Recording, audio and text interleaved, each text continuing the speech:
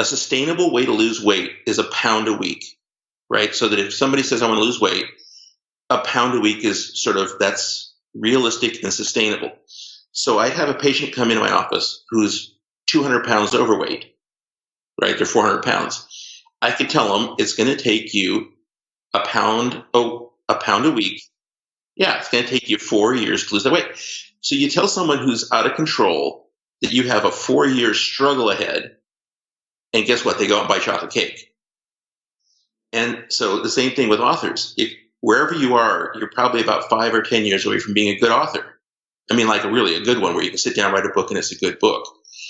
And some people look at it and say, give me the chocolate cake. And some people say, okay, I'm going to fight for 4 years. Welcome to the Author Like a Boss podcast, the podcast for indie authors who want to improve their writing, up-level their marketing, make money with their books, and have fun doing it. Now, onto the show with your host, Ella Barnard.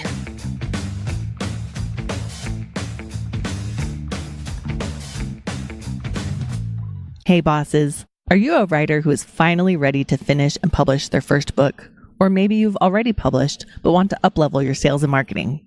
If either of these sound like you and you'd like a little help, come check out the Author Boss Academy.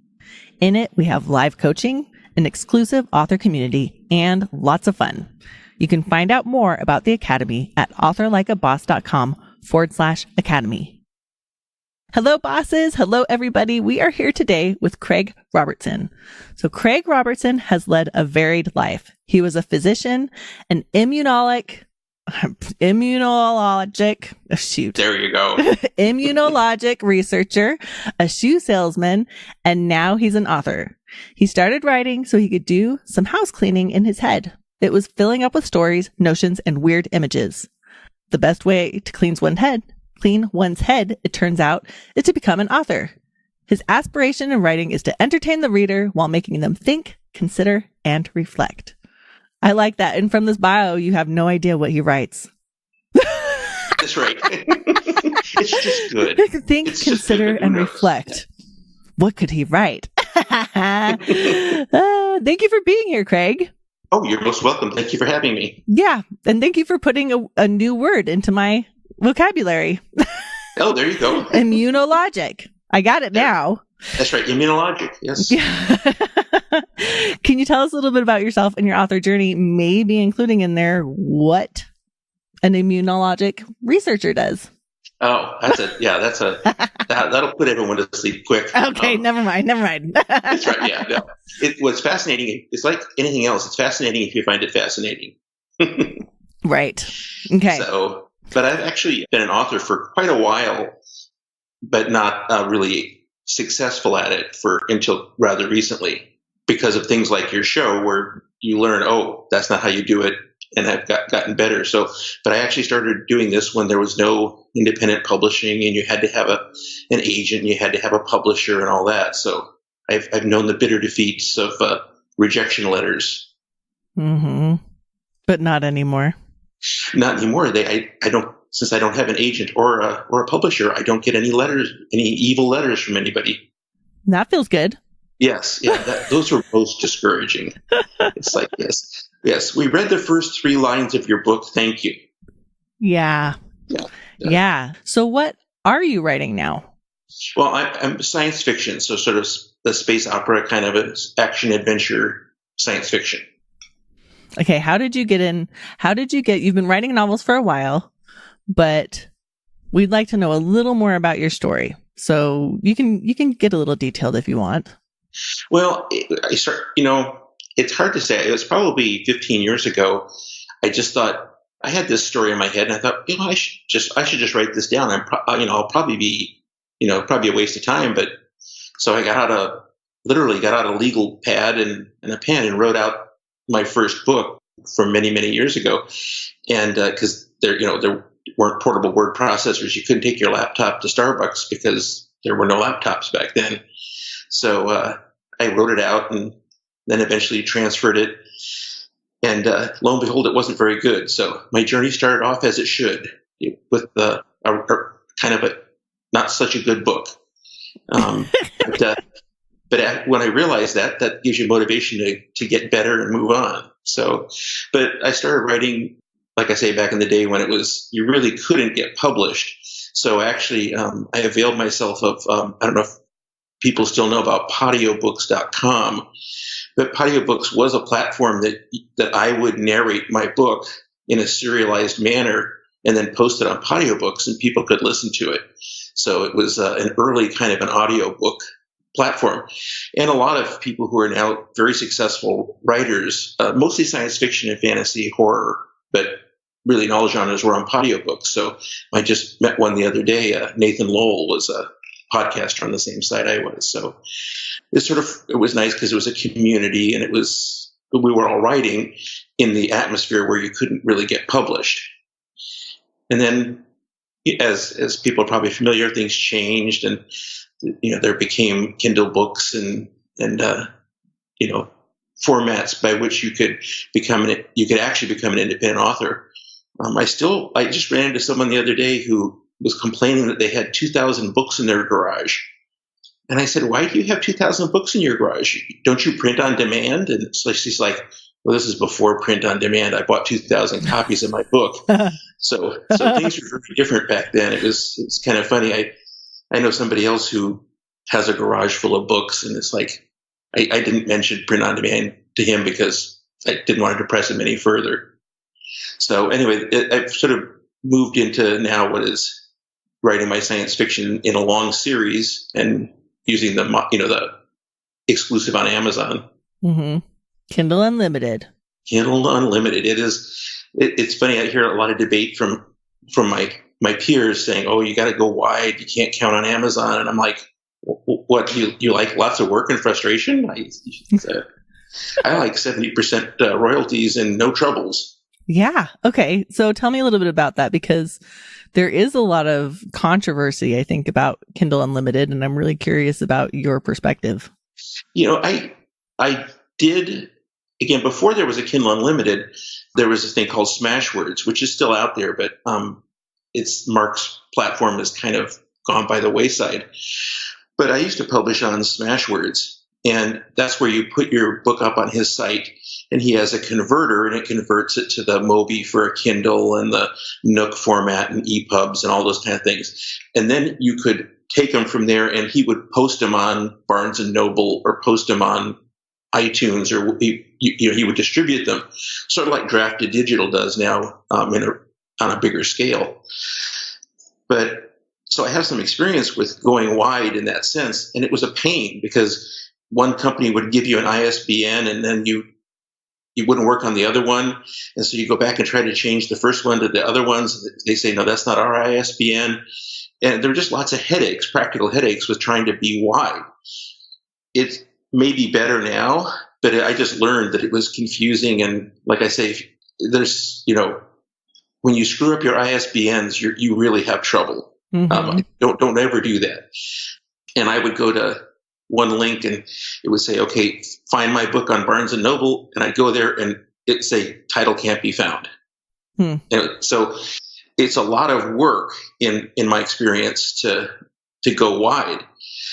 I was just recently at a writers conference in Austin, and the head of Drafted Digital was there, and he said, "Oh, we're great, and you just give us your document, and we'll put it into the formats, and you can either distribute it through us or not." So I actually tried it. I took my document and made a Mobi, the .mobis that Kindle uses, and it came out horribly. I mean, I don't know what I would have to do to make my Mobi look fine, but it was if you bought a book and you got that document, you would not be, you would say, "Well, this is done by an amateur." So I thought, okay, if I was going to do Drafted Digital, I'd have to contact him and find out why did it take all these words and put in extra paragraphs. And whereas now I have a formatter, he gives me the Mobi, and I put it up on Kindle. So the main motivation I had to be on just KDP is because it's a hassle to be wide. The quality issues are different, and you gotta. It's like herding cats. You gotta stay after it and try to make sure everything's available, the prices are right, and those kind of things. Whereas KDP, literally, I give them a Mobi and the PDF for the print book, and I'm done. Mm-hmm. And they are the biggest, they're the biggest gorilla in the room. They are. Yeah. So you get to put more time and energy into other things instead of into the hassle. Right. Because if you're going to do this successfully, you have to run it as a business, even if you're not interested in making money. I mean, everybody wants to make money, but even if that's not your goal, but just to put your work out, you can't just put it out there. You do have to manage it. And with KDP, it's just one thing to manage. Mm. And you get 70% royalties. Whereas, if you're on other platforms, you get less. And yeah, I know someone from another podcast, and he was complaining a couple of years ago that for some reason he got thrown off of Amazon. They said he'd violated something, and he said, "See, if I wouldn't have been wide, I'd have been dead." And it's like, well, I don't know what that was, but sorry. But on the other hand, I hear about that happening too often. Mm-hmm. So I just think KDP is so much easier that it's worth whatever worries. And and again, I was talking about this with the person who was running the conference in Austin, who was saying you got to stay wide. And I said, well, why? It's the same reasons. It's much easier to be in KDP. He said, but what if it goes away? And I said, well, then I'll go wide. It's like what? It's not. It's like, what if they get rid of Catholicism? Well, I'll become an Episcopalian. What's the big deal? It's not like And if I got, if this friend of mine who got kicked off of Amazon, well, then I call up Drafted Digital and figure out how to do it. So yeah. It's much easier. And if things change, which they, Amazon could always go out of business just because they're the biggest company in the world, right? But I'm not too worried. Literally last night, I was telling my husband, I'm like, Amazon is never going out of business. No. If there was any threat, they would just buy it and kill it. Yeah, I was talking about I want to buy the TV show Leverage. And I was like, because it used to be on Netflix, it's not anymore. And I'm like, I really love this show. And we don't have a lot of shows that we both like. So I'm like, I want to watch Leverage. I want to buy Leverage. He's like, what happens if you buy it digitally? I'm like, it just sits there on your Amazon account. Mm-hmm. And you don't have to worry about not having the Amazon account because Amazon is not going anywhere. Nope. Yeah, he was telling me that Johnny was his name, but he said, you can't even be on Kobo, if you're on, and that's a big distributor in Canada. And I said, yeah, but Amazon will probably buy them next week. And then I'll be on Kobo. It's like, why are you worrying about, there's enough to worry about in life without worrying about the demise of the biggest company ever. I think people can go which way they want to. Like you can go wide or stay with just exclusive to Amazon, but knowing and being able to see both reasons, like I don't know that there's one any better than the other, except for as it pertains to you personally. Yeah, no, I know some very successful people who they're wide, they're proud that they're wide, and maybe at a certain point it doesn't get to be that much effort. Mm-hmm. But like I say, getting going, and I always thought Drafted Digital was going to be the new Smashwords. It's going to be more sophisticated, and like I said, I printed up that document. It was depressing. So yeah. So and you've had some success. Yes, just through Amazon. Yeah. It's as long as you're willing to. You have to advertise. You have to advertise effectively. But if you write well and advertise effectively, yeah, it's a very good format. Okay, so tell us a little bit about advertising. Well, yeah, let's start with advertising, and then we'll go to write well. The write well is the hard one. Because we've been talking about marketing, so I'm just going to kind of stay on that kind of theme and then go to writing. So tell us about advertising effectively. Well, again, I can tell you, I was a dinosaur, or I am a dinosaur, and in the old days, there really was no good advertising format. There wasn't. Nobody was using Facebook. It wasn't even very big when all this started. And there was something called I go to something called Project Wonderful. And it was this complex way that I put an ad on Project Wonderful, and they put it in magazines or websites. And it was very inefficient, reasonably expensive. And there was no way to tell if you really got results. Like you'd put an ad up and you'd see if your book sales went up, but it was There was no real clear predictor that you were doing anything productive. So marketing used to be quite clunky. Again, everyone's familiar nowadays with Facebook ads and AMS, the Amazon Marketing Service, Google ads. There's lots of those kind of ads. And I've tried them all. And I've really, at this point, I just do Facebook ads. I do, at the conference I was at, a co-author explained to me how he used AMS, which was different than just advertising his book to be sold. And it was sort of competitive marketing. In other words, his strategy, which is a lot of people's strategy, is that you pick your competitor. So that if you were Isaac Asimov, you'd pick Arthur C. Clarke. You'd say, he's my main competition. And so you go to AMS and you put an ad on Arthur C. Clarke's books. And you put up, but you don't just put a bid in. You have to put a big enough bid that you're the first page. And so it can be very, each click can be, some sites are $4 or $5 per click. So you can run up a bill pretty quickly. But his idea was that he didn't care about selling books. He wanted to be seen on the pages of the people who were his competition. And so I tried that, and I actually put an ad against Craig Allenson, who's one of the big sci-fi authors and very similar to what I do. And it was kind of fun, actually, because I made like a $4 bid per click. And then what happened is if you as just a reader falling onto the Amazon platform typed in Craig Allenson to find the Expeditionary Force novels, when you typed in his name, the first thing you saw was my book. And it was like, oh, that's kind of great. And he actually said something to me about it because we're on a chat group, or a Facebook group. And he said, something about, I'm familiar with you or something. But because he's like everybody else, he looks at his stuff endlessly. But it was just interesting that, there I was. You search his name and you see my book, and his books were. And so, but that's I sold 6 books. Not a very good return on the investment. But again, that was more that the theory of my friend Jeremy was to be noticed. But if you want to sell books, I'm convinced Facebook is the current and future way to go. Okay. Tell us a little bit about how you use Facebook ads. Well, I did Facebook ads I did everything wrong. So if anybody ever wants to know about how to do something wrong, please contact me. I did Facebook ads for years and they were just no results. I didn't know, because guess what? I didn't know what I was doing.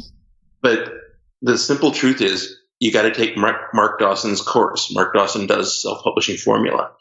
And he has a course that's $750, or at least when I took it, it was $750. And he teaches you how to run ads on Facebook, how to write them, how to vet them, how much to pay.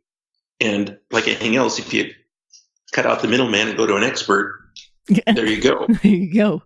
And I'm happy to promote. I'm happy to be like, you guys, Mark Dawson, because I think the more help we get, the more we all succeed. Exactly.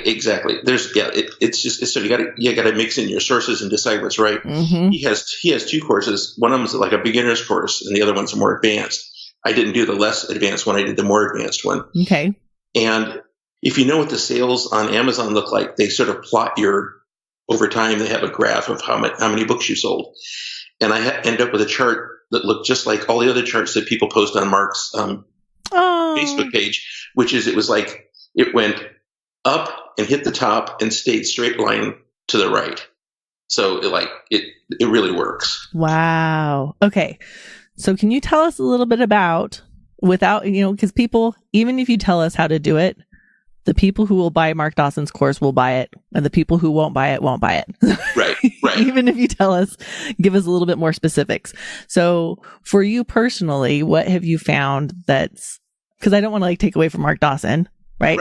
But I do want to ask you to share a little more specifics about what you were doing before, or what was let's say, what was the one, if there was one thing that you were saying that was the really wrong thing to do, but now this is what I do. Well, in my case, I write science fiction, and the demographic for science fiction is older white males. Yeah, dudes. So the thing I realized is like, I don't put anything on Instagram. It's like, why bother to advertise on Instagram? That's throwing money away. Mm-hmm. And so I just do the one, so I just put ads. You can go through and say you want Messenger, you want chat, you want the Facebook pages, but then you can also say whether you want write ads or instant articles and stuff like that.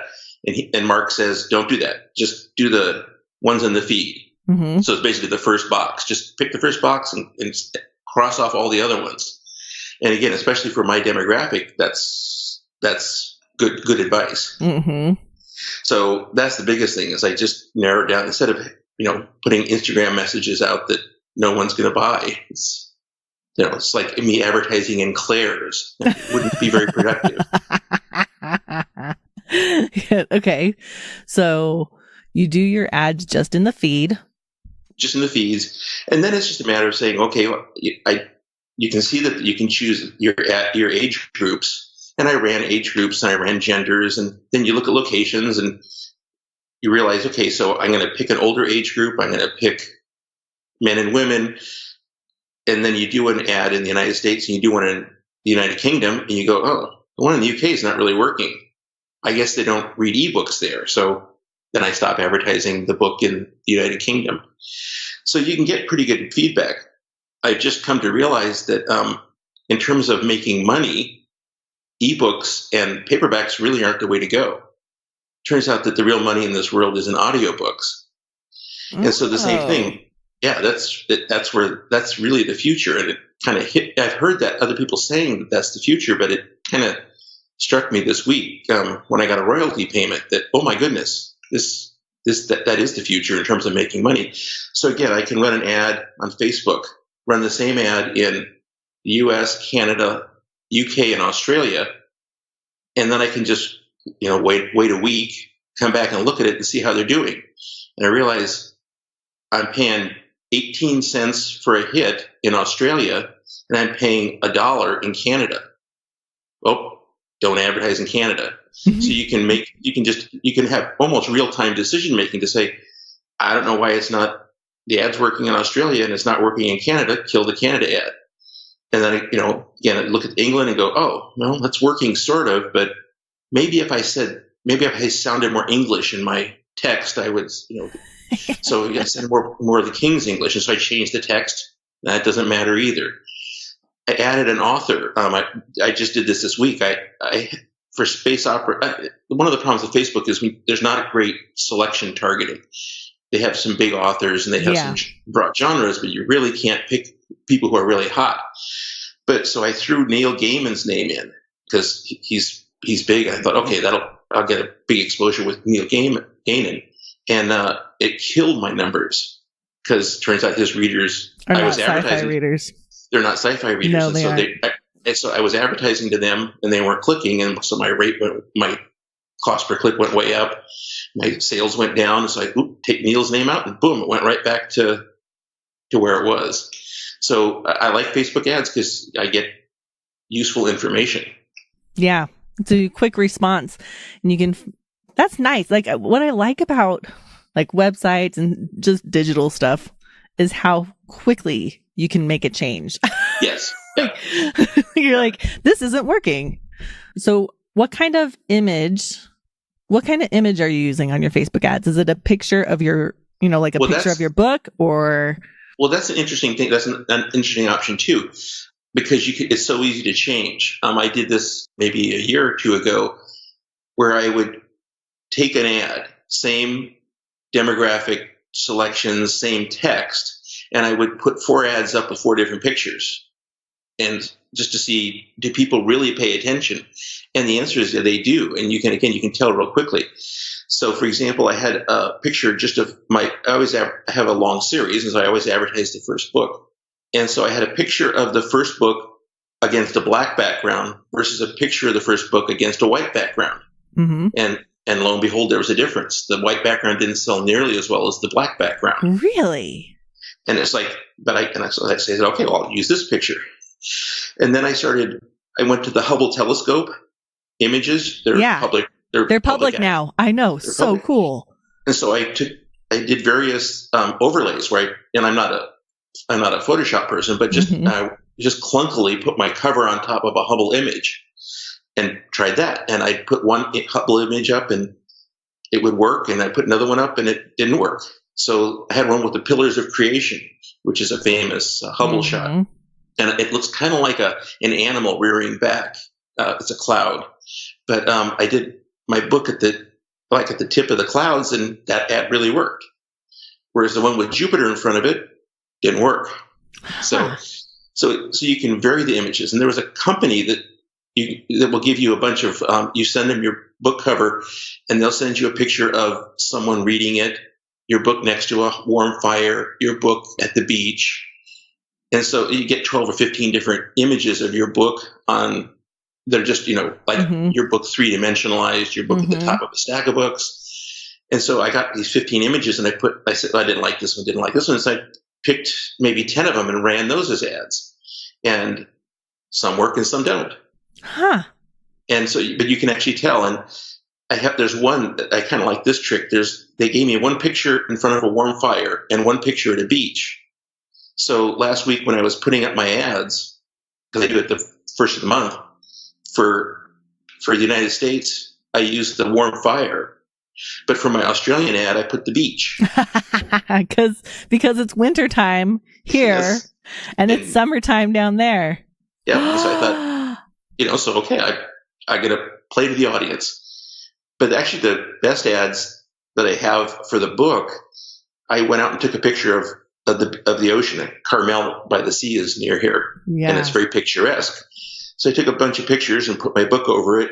And I have one that's just the book, and you can sort of see the waves coming around the edges of the book. And that turns out that's the best image I have. And that's just me taking a picture at the beach and overlaying the book, and that's the most popular one I've run. Wow. Yeah.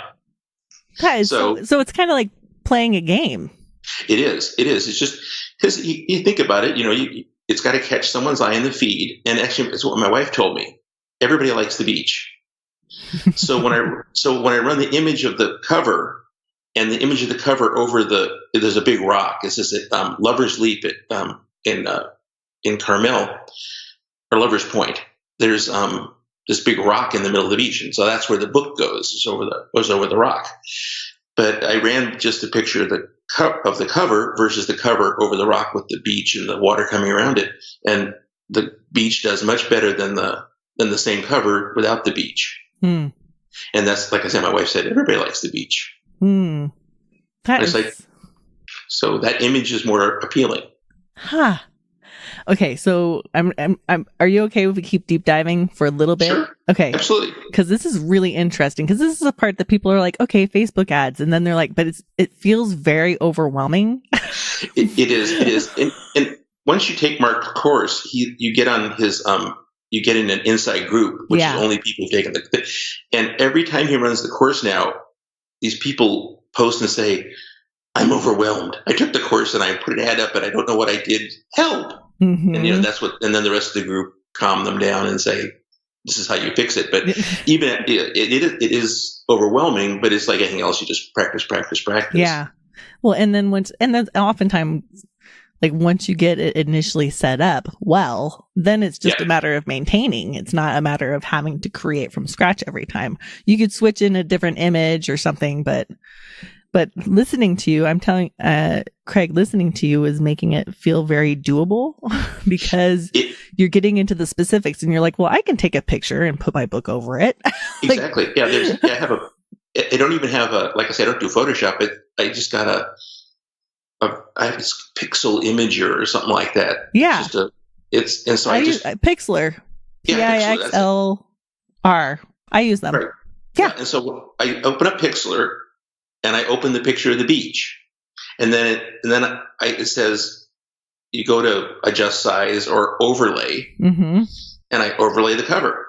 Yeah. And then I make it small. You can, because it's one of those things where you drag the corners to make it bigger and smaller. And so I make it small and then bigger, so that I have maybe 10 images with the cover getting bigger, because only the certain size you're going to see it in your Facebook Oh. So I put the little book, and then when I'm making the ad, I pull that one up in the actual ad and look how it looks on a desktop, and the book's teeny. And so then I go to the biggest one, and that one you only see the middle of the book. And then it's just like Goldilocks. You find the right one. You go, okay, this one, the book goes almost the entire height of the ad, but you can still see a little bit of the horizon, but you get plenty of water around the edges. And so again, you just play with the image on that simple program. You put your cover over it, and that's a good ad. Okay, so tell us a little bit about what kind of text you're using with the ad. That's a tricky part. I know. Yeah. The thing to remember is the same thing in writing a book is the same thing in doing what's called copywriting or writing copy. Yes. It's got to be punchy. And, there's an old joke in the copywriting business is you start off, you say, sex. Now that I've got your attention, I'd like to talk to you about chewing gum. Right? And that's an old standard. And so it doesn't really matter what you say. You just want people to go, oh, And so when you're writing the ad copy, it's just got to be punchy. You don't want to start off with saying, John was a really good boy when he was younger, and he really studied hard in school, and still he became an assassin. And when he entered the dark world of, by the time you get to the dark world that people might be interested in, boom, they stop reading. So whatever you write, it's just got to be kind of punchy. So what I did, again, and this is what anybody can do, I'm in a couple of indie authors groups on Facebook. And so what I'll do is I'll come up with an ad and I'll say, how does this sound? And people in the chat, in the Facebook group will say, I don't really like it, or it's really good, or how about if you did this? And so it's easy to kind of get people to vet your stuff just by using social media. So, and especially if you like to say I'm in this group, Indie Writers Unite, I think is the name of it. But I'll post up there and I'll say, here's the ad copy. What do you think? And you'll get comments. And so again, it's got to be punchy, and then you can tell about your story. And you also don't ever want to get to the point that it says where you click the button for read more. You know how when you get to the bottom and it says, click here, if you get that far, you've written too much. Okay.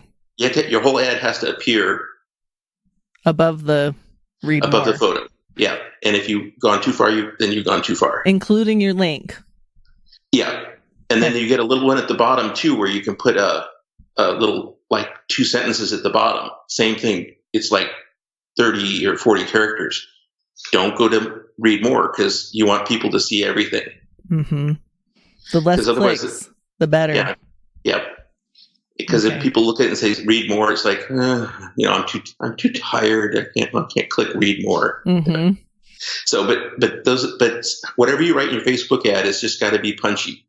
Okay. So, and my books are kind of like Han Solo meets Flash Gordon.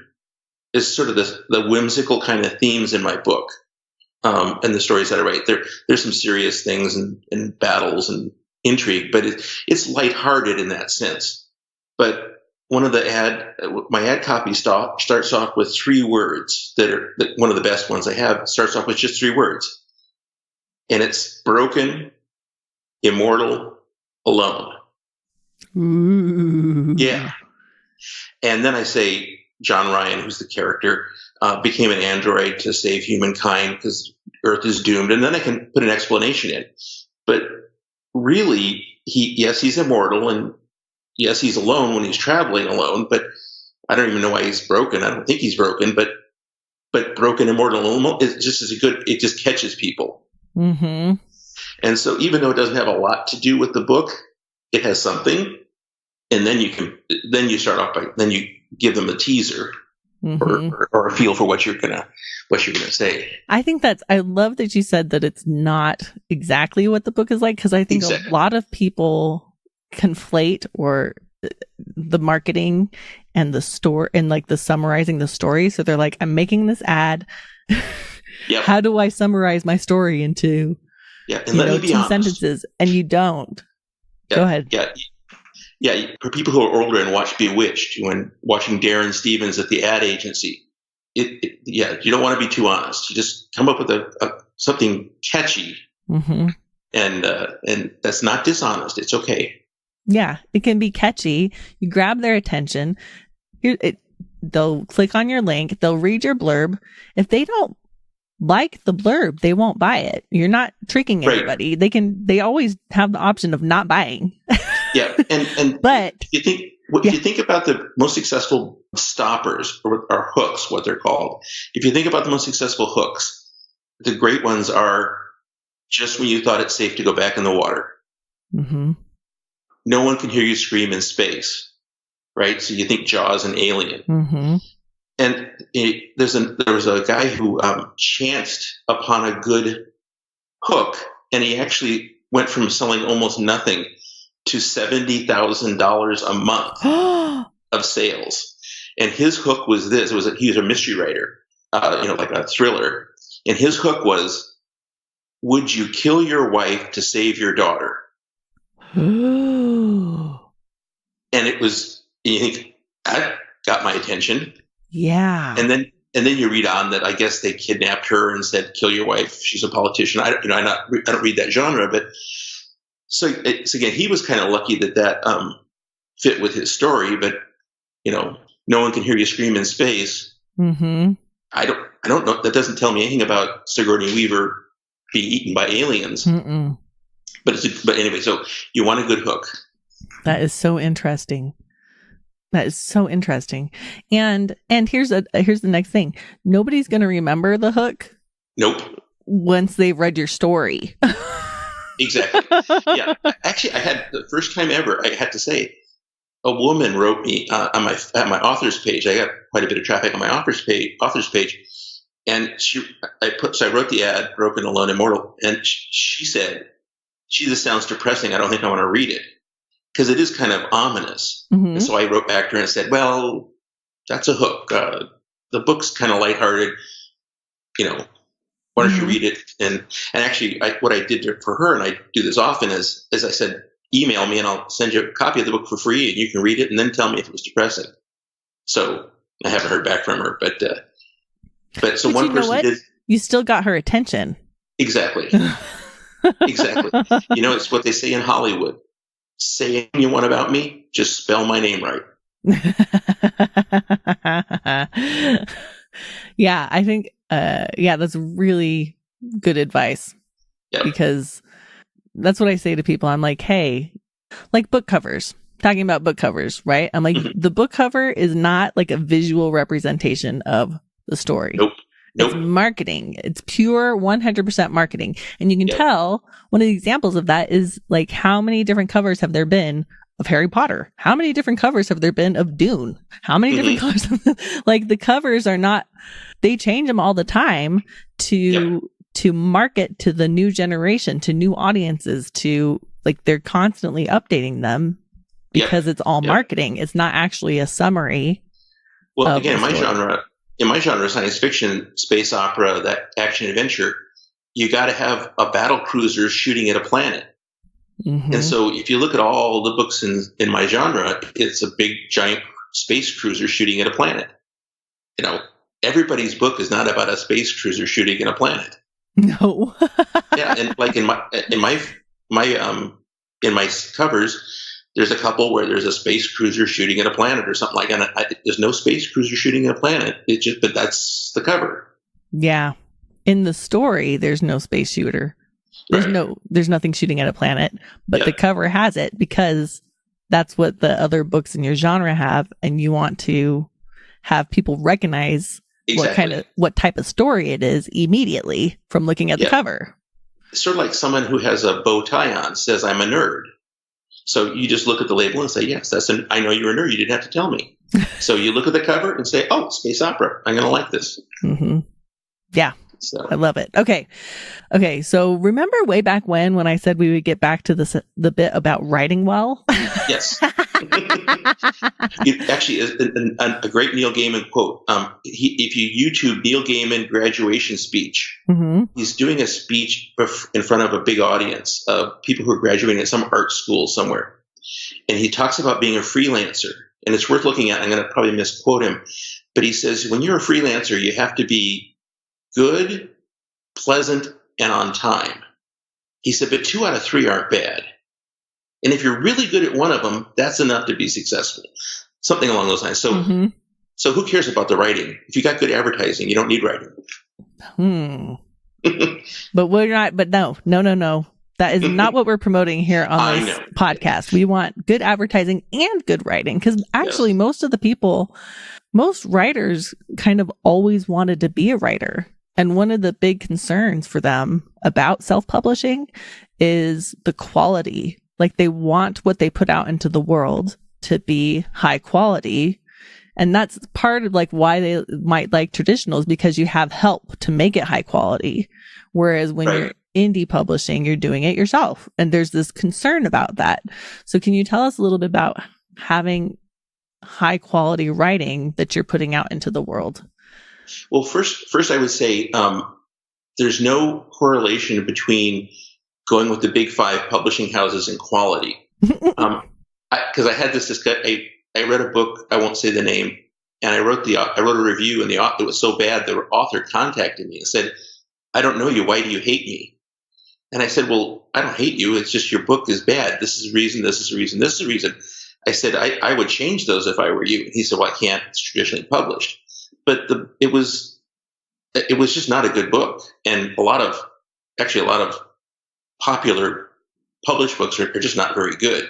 So I wouldn't mistake getting help from the big 5 as you'll then put out a quality product, because all they care about is selling stuff. So again, if it sells, it doesn't have to be good, and it usually isn't. So, and it's interesting too, you say that people are interested in being a good author, because I am. I mean, that's my goal. I want people to close the book and go, that was really good. I liked that. But a lot of people in my genre who are successful don't come at it from that approach. They come at it from, I want to make money.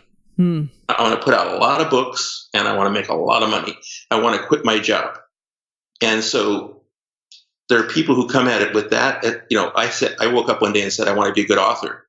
They woke up one day and said, I want to quit my job. And they don't know how to be a good writer. Trust me, I read their books. Well, I think that's a different, I think there's definitely those people out there, but it doesn't tend to be the people listening to this podcast. Right, exactly. And I guess my advice to the people who are listening is you got to know that they're out there. There are people out there who will be more successful than you because they're using a template. They're hiring other people to write under their name. They're doing all kinds of things because all they want to do is make money. And again, they're using formulaic stuff and not very good. So people who want to be good writers, I mean, that's the holy grail. But the problem is you're out there trying to be a good writer. You read the New York Times bestseller and you go, this is not very good. Yeah, that to some extent, I've read some books that I was like, this is terrible. I have never, like, it used to be I'd go to Barnes and Noble.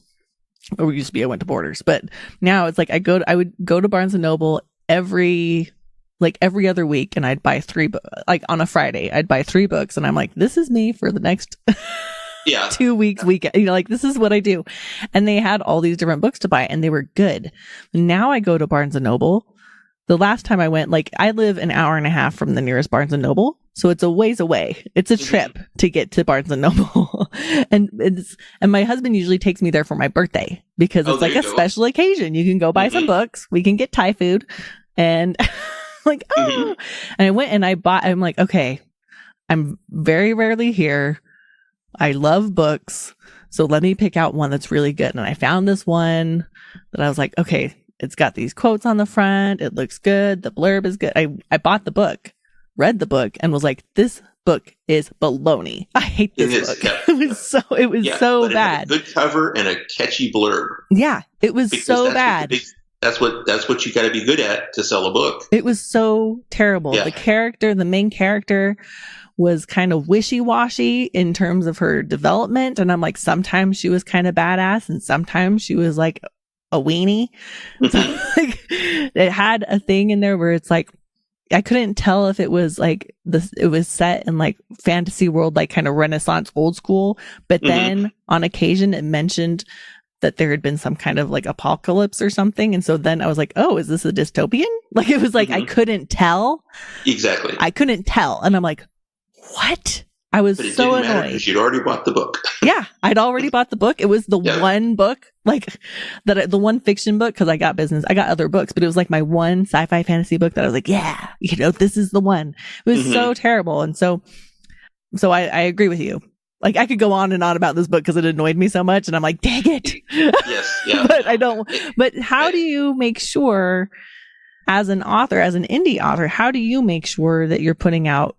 It might not be like the best because, it's never going to be perfect, right? It's never going to be perfect. Yeah, no. It can always be better. No, if you read, you're never going to write The Tale of Two Cities. Right. Right. You're never going to, the first line of your book is never going to be, it was the best of times and it was the worst of times. Right. You're never going to come up with that good of a line. And the rest of the story isn't going to be like as good as that. The way I think of it now, sort of in retrospect, is becoming a good writer is like becoming a good anything else. Butcher, doctor, car mechanic, right? You have to work at it.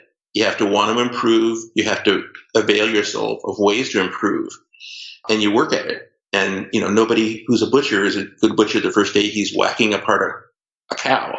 You get better from practice and practice and practice, and being amenable to learning, which is hard because we all have egos. And when somebody says this is not very good, you tend to get mad at them, and then you don't learn. So the first thing to say to someone who wants to be a good writer is, if you're just starting out, you're about 10 years away. And yes. Yeah, this is my life as a physician. If somebody, a sustainable way to lose weight is a pound a week, right? So that if somebody says, I want to lose weight, a pound a week is that's realistic and sustainable. So I'd have a patient come into my office who's 200 pounds overweight, right? They're 400 pounds. I could tell them it's going to take you a pound like a 4 week. years. Yeah, it's going to take you 4 years to lose that weight. So you tell someone who's out of control that you have a 4-year struggle ahead, and guess what? They go out and buy chocolate cake. And so the same thing with authors. If wherever you are, you're probably about 5 or 10 years away from being a good author. I mean, like really a good one where you can sit down and write a book and it's a good book. And some people look at it and say, give me the chocolate cake. And some people say, okay, I'm going to fight for 4 years. And, in my career, I had some people who lost the 200 pounds, but most of them went to bypass surgery. So there's no bypass surgery with authoring, but the difference between that and all the analogy that you're using and being an author is that people who want to be writers, most of them who are listening to this podcast, love writing. Whereas people who are trying to diet love food. Yeah, exactly. So this is a metaphor so far. Yeah. So it's a little bit different because it's like, oh, yes, it's going to take time, but you are getting to do what you love. So it's more fun than not eating chocolate cake. Yes. But I know what did it for me because like I said, I wrote for 10, 15 years, and it was, I think the books that I wrote that are standalone are good. They're heavily flawed because I haven't gone back and edited them that much and stuff, but they didn't sell and they weren't very good. What did it for me is what everybody needs to do, which is to join an authors group. I'm lucky that there's a very good one here. I live in Sacramento, near Sacramento, and there's a really good one in Davis. There's some that aren't very good. Most of them aren't very good, but I have the one. I was able to go to the one in Davis that was actually the right format, and the format is, there's maybe 10 to 15 people who show up once a week, and everybody reads 3 pages. And the other people say, that was good, this is bad, I didn't like this, try making the person taller. And then you go home and write the 3 pages again. And you bring it back the next week.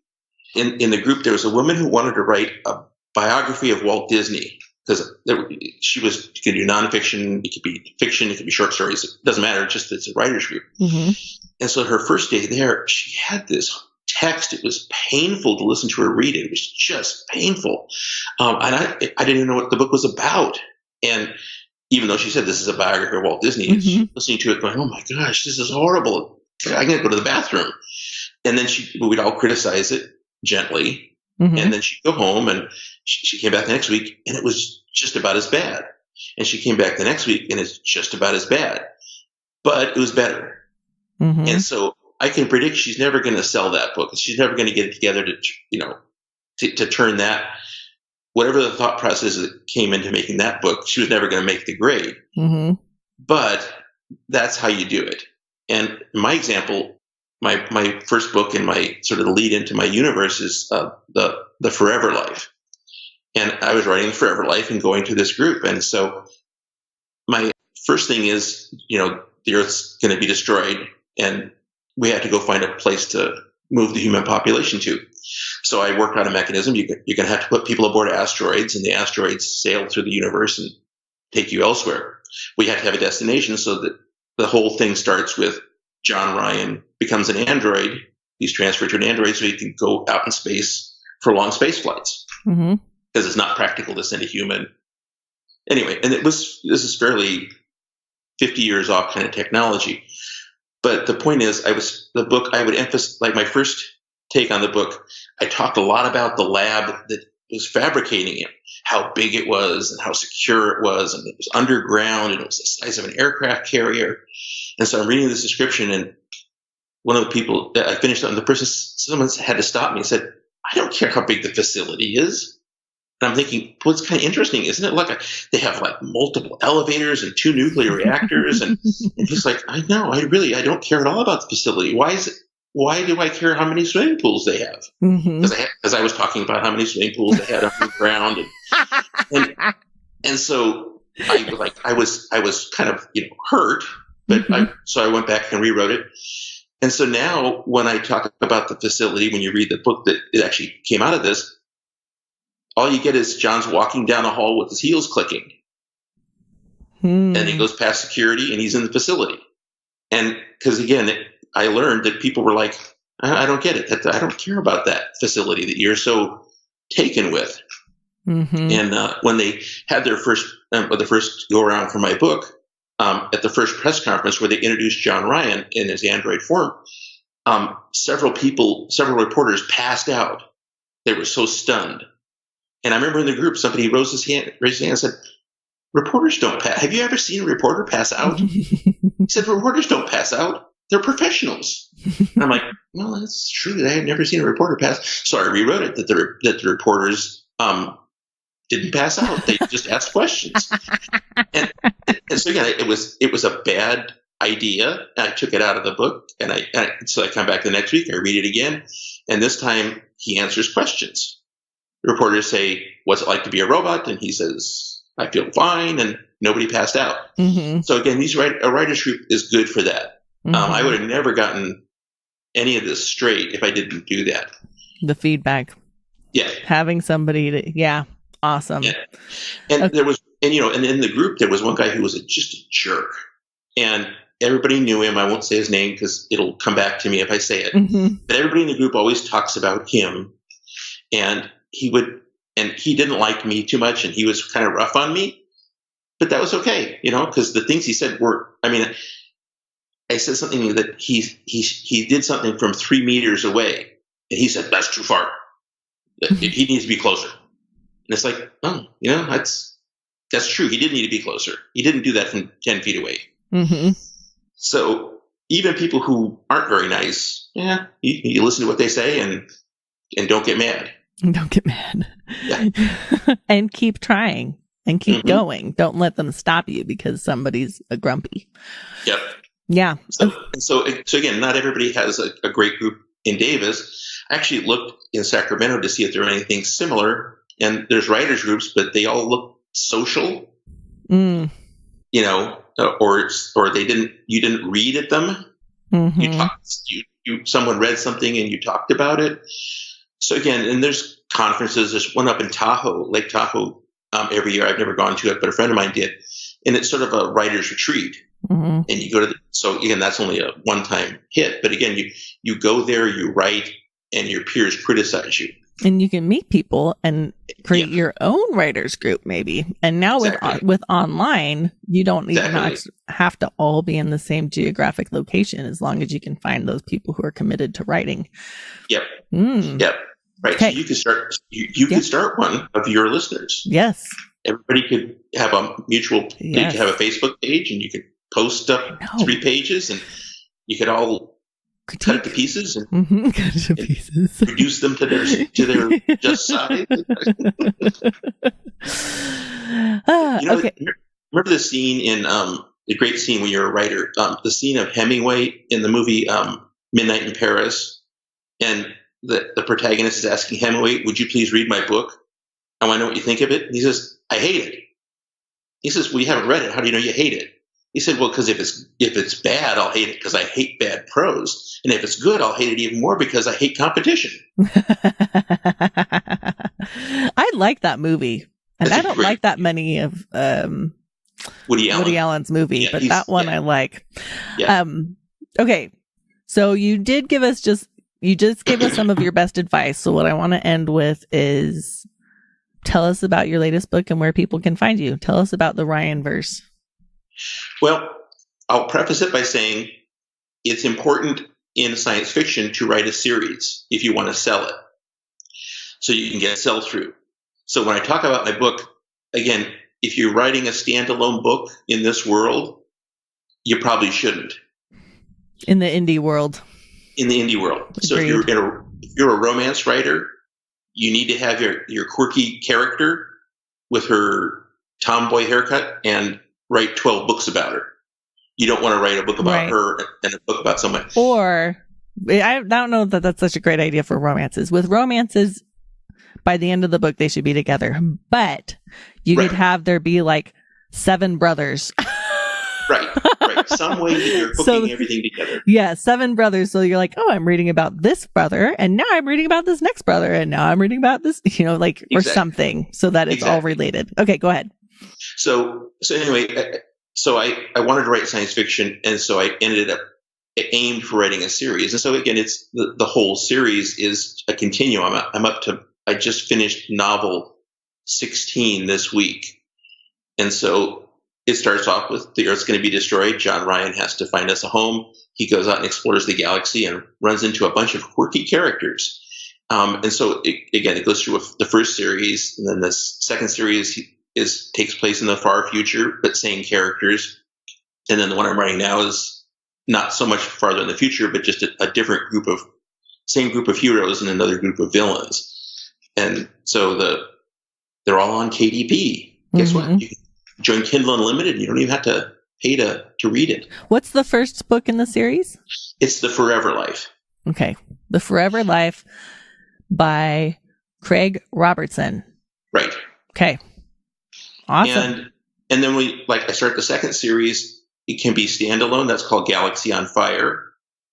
It can be standalone, but again, it's probably better just to read them all in the series. Mm-hmm.